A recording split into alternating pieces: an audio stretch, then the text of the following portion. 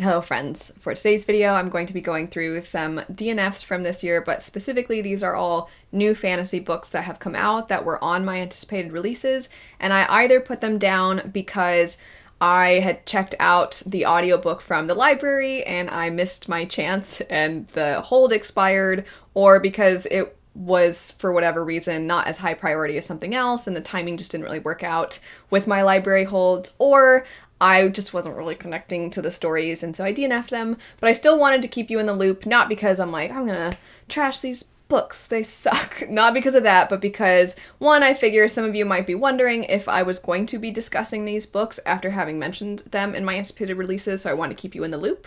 But then also because I won't be discussing them, you can hopefully find somebody else who has had the chance to review these books, talk about these books, and hear about them from some other lovely people. Really quick, I just want to say, when it comes to DNFs, I was watching my friend Christy's DNFs video, and if you haven't checked her out, she is so funny. So definitely go check her out. She's hilarious, and I just love the way she talks about books and her just general demeanor. She's great.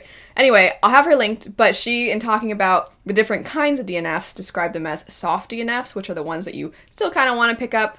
Maybe you put them down for reasons that just stuff came up, those sorts of things. So those are the soft DNFs, and then the hard DNFs are the ones that are essentially like, I don't know if I need to pick this up again. I don't really care for this. This wasn't for me. So I have a couple that are a mix of those things. I'll start with the soft DNFs, and then I'll get into the hard DNFs.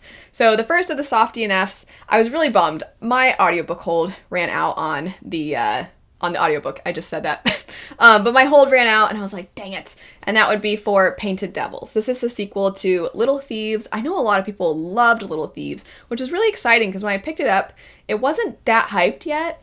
And then it kind of has built a lot of hype. I think a lot of other people, a lot of their reviewers have really enjoyed this. And just in general, it's kind of grown. And that really excites me because I really quite liked that first one. The second one I started and I was enjoying it. I do think that it feels very youthful and it has a lot to it that feels very YA. But in a way that I think a lot of us want. Because YA books, obviously the target demographic is 12 to 18. I think that is shifted slightly depending on where you live. But in the US, at least, that is the demographic. And I think it's important that people of that age have works that they feel really represented by, that they can really connect with, and that they can have a lot of fun with. It can be escapism. It can help them with the difficulties of life at that age. And I do think the sorts of themes that you see explored, while some of them can be a little heavier and maybe sometimes kind of mature, I do think that they're always illustrated in a way that is very fitting of the people that the story is written toward. So I really like that about the story. It's a sequel, so I can't say too much, but basically a character accidentally starts a magical cult, I'll say, and she's like, oh, whoops, and then she's got to deal with the repercussions of that, and it was entertaining. She's kind of a trickster, thief-like character. The first book is a Goose Girl retelling, except for the main perspective is the villainous character from that story, and so you're seeing why she does the things she does, and the ways in which poverty has affected her ability to live, the kind of desperation that comes with the lack of opportunity that you have when you are destitute, those sorts of things. So I really liked the first one. The second one I was enjoying, but like I said, the audiobook hold ran out, and then I was like, dang it. And there are, of course, plenty of people, because it has risen in popularity, there were a lot of people waiting for the audiobook, so I'm like, I'm not going to get this again, and I just feel like I'll need to restart it. So, soft DNF, I hopefully will be able to pick this one up maybe toward the end of the year. If not, then hopefully sometime next year, because I don't want to wait too long since having picked up the first one to pick up this second one. After that, we have The Witch King. I was really liking the beginning of this, and this is one where I might pick it up again, I might not. I've seen some people say they think it's just going to be a standalone. Other people have said, based off of events at the end, they very much feel it's going to be a series, and we've just not seen sequels announced. So I might wait to see if it's going to be a series, and I might also wait to see if they really find the sequels to flesh out some things a little bit more, because from what I'd read of it, I did a little reading vlog style video for this one, and I was so intrigued by the world. I was so intrigued by the opening. There's a lot of mystery. It's really a very gripping start, and I was really liking that. But then the more it went, the more it kind of slowed down, and then we sort of took a back seat. We would go to flashbacks. It was a little disorienting, and it felt like the longer I was reading, the less interest I had, which I understand that some books just have explosive openings and then need some time to simmer and build back up. So I understand that the pacing was likely necessary to grip you and then build, but I was finding the building process to feel a little tedious. The book felt almost unnecessarily dense sometimes. And not dense like the writing was super convoluted and complicated or anything like that, but more so in that it seemed as though there were certain world-building details that I guess were not going to be clued into very easily. We likely have to continue to read to allow those things to sink in. I do like that style of world building, something like The Bone Shard Daughter. If somebody is to DNF that book around 70, 80, 90 pages, I'm like, well, yeah, I get it, because it's a little like, what the heck is even going on for a while? And then once everything clicks, you're like, oh, and then it becomes more intriguing and interesting. And I was kind of hoping that would happen with this book. I just didn't have the chance to get far enough in for that to start happening. It just kind of felt like it was continuing to be more and more was added and less, I was feeling less like my feet were on the ground the further I read, which wasn't really what I was wanting from that. But I think if there are going to be sequels, I can be more forgiving of that, because I understand then that there's a greater story to be told and it's just going to take more time. But if it's a standalone, I'm like, I don't really know if I want to be in the dark for so long within one book. So we'll see. This one, we'll see. I know a lot of other people have had kind of mixed feelings on this one. I think that's in part because they're such big fans of this author's other works, and this particular story was quite different from her other works, so I'm not really sure. I think that is part of it. And also, of course, people can have just their own criticisms of this book in isolation, separate from the other works. But it is kind of right now, it's a little bit more toward the middle, but leaning towards soft DNF, where I could see myself picking it up again. After that, we have Thief, Liar, Lady. And I've seen some people DNF this one pretty quickly because it wasn't what they were anticipating. The setup is that you follow Cinderella. It's a Cinderella retelling. The character's name is Ashlyn, I believe, in the story. And I got through 61%. I know, because I was listening to the audiobook, and that is where I stopped.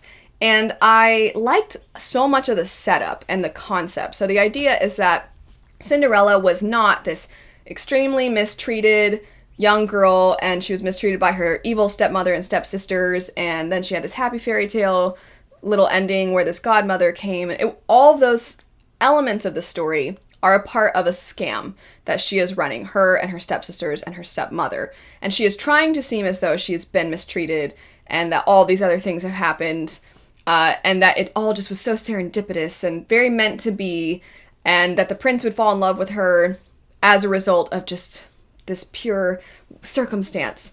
And in actuality, she's using this magical substance called luster, and there's this spell where it's kind of making the prince very obsessed with her, and she is eventually going to run out of this stuff, so she kind of needs the wedding to happen in time to seal the deal, and then she doesn't have to worry about it as much anymore.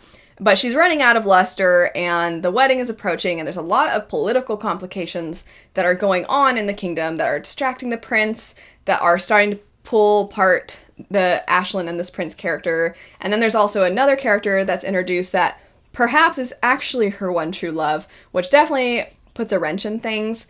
And so I read a decent amount of the story. I like the writing. One thing, though, that with the characterization that I didn't love is that it felt like Ashlyn, as a result of it being first person and her just kind of going from one thing to the next, I felt a lack of connection to her, because she is the scam artist and she has her own motives for the things that she did. In fact, she actually tweaked the plan a little bit, and her stepsisters and her stepmother don't exactly know why, but she did tweak things for her own personal reasons, and you as the reader don't quite know why, and you're trying to figure that out as the story progresses.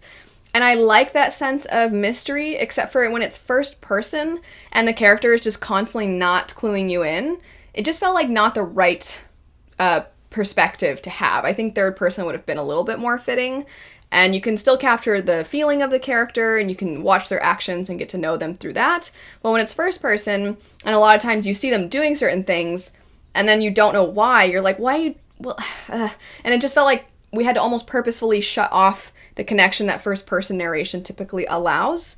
So I didn't love the use of first person there. I also just felt in general, if I were to try to describe the character to you, I can't really think of a specific word that captures her very well, or even a list of words. It was kind of just like, she's there. And also kind of dumb. The amount of times for somebody who's supposed to be very prepared, she would make some really silly mistakes. So, for example, there's a certain language that she probably realistically shouldn't know, and the prince and then this other guy that enters the picture later, they're talking in this language, and then she just says something very offhandedly, and they're like, you speak Elorian? And she's like, oh, yes, some of the maids taught me, or something like that. I don't remember her reasoning, but it was like, because she even thinks to herself, like, oh, no, I messed up there. They're going to become suspicious of me.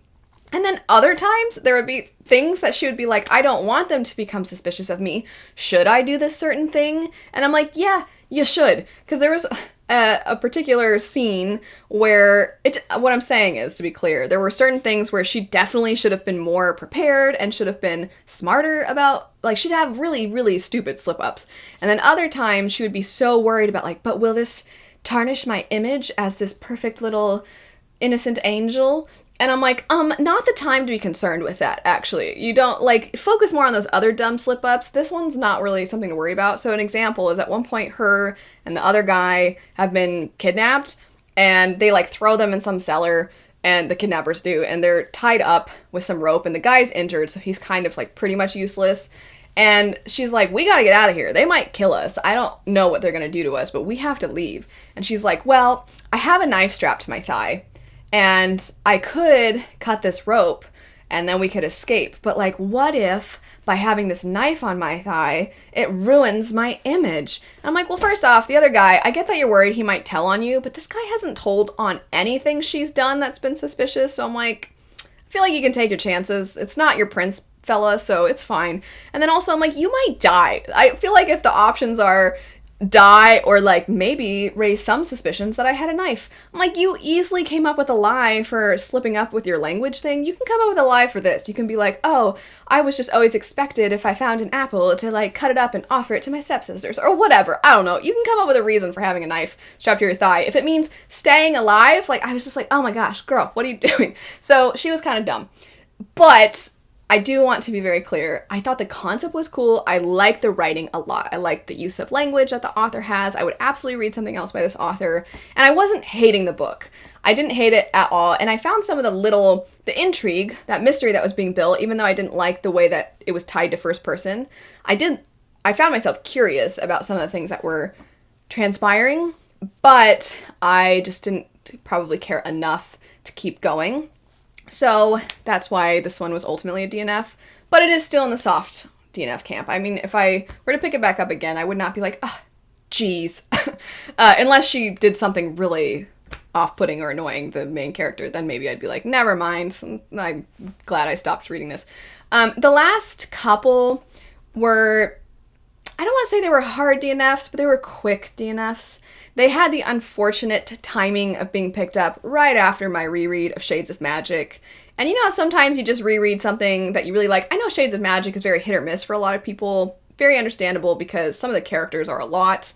And sometimes people want more of a hard magic system, or maybe they want the magic system to be extremely soft and it feels like it exists somewhere in the middle and it annoys them. Whatever. But the point of the video is not Shades of Magic. The point is that rereading something that I enjoyed just kind of highlighted how much I was like, well, this isn't that, though. So it is unfortunate timing, but also I just wasn't really enjoying either of these.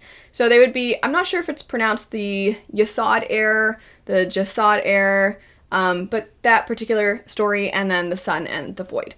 The Sun and the Void, as soon as it started, there was just something about the writing where it's a very gripping opening. As far as what's happening, it's very heightened emotions, very intense, but I just didn't feel that intensity, and I was finding I wasn't really caring all that much about what was transpiring, and like I said, I'm just like, well, I just want to read more of, like, this over here, and that's not really what is happening over here. So it was just, I DNF'd it pretty quick. I could see myself giving it more of a try in the future. So it's still kind of soft DNF. I don't know. I haven't heard very good things from people that have completed it, which doesn't usually deter me because sometimes I end up liking something that has a really low average rating. But this one it felt like I was never going to be all that engrossed in the story based off of the writing style, having this sort of distance. The Yasad Heir, the writing style just felt very youthful, and we would kind of shift from one thing to the next very quickly, and it was already getting to be kind of repetitive. So it was odd because it was like certain things were being repeated to me a lot, but also so much would happen so quickly and with this almost like flippant air to it that it just didn't quite feel like adult fantasy. And it's one that some of my friends have read the whole thing, and it seems like at some point there's almost like a tournament style of I guess plotline that sort of just feels generic. It feels similar to a lot of the other ones we've seen before. So I guess none of these are extremely hard DNFs. I didn't hate any of these.